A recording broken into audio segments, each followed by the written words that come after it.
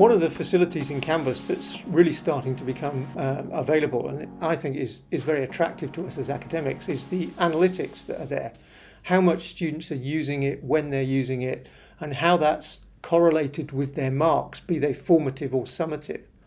So one of the things that I've been doing is downloading participations, number of times they've accessed certain pages, their formative online scores.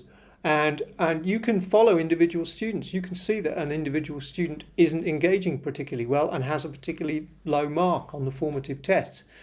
And you can use that information then and go in and speak to the student actually. I mean, in the past, what I've done is I've plotted participations against their overall formative score in a module.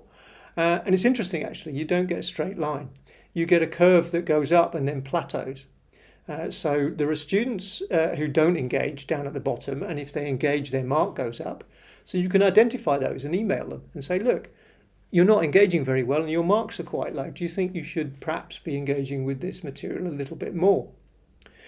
There are also students who are the students that you really want the good practice that they're using to be spread amongst the cohort, who use the Canvas facility a reasonable amount, get the information they want, be they quizzes or lecture recordings, and then they go off and they get higher marks over and above the students that are just using Canvas all the time. The worrying group of students are a group of Canvas users who heavily use the Canvas site, but their mark remains relatively low.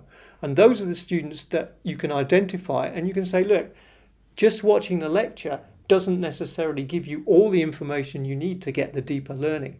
And so you, even within a simple exercise like that, you can identify 2 or 3 different groups of students with very different learning styles.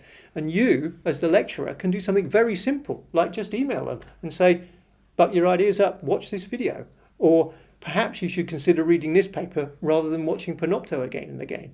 So I think we have a very subtle and interesting way forward that we can use this information to help the students who have these very different learning styles.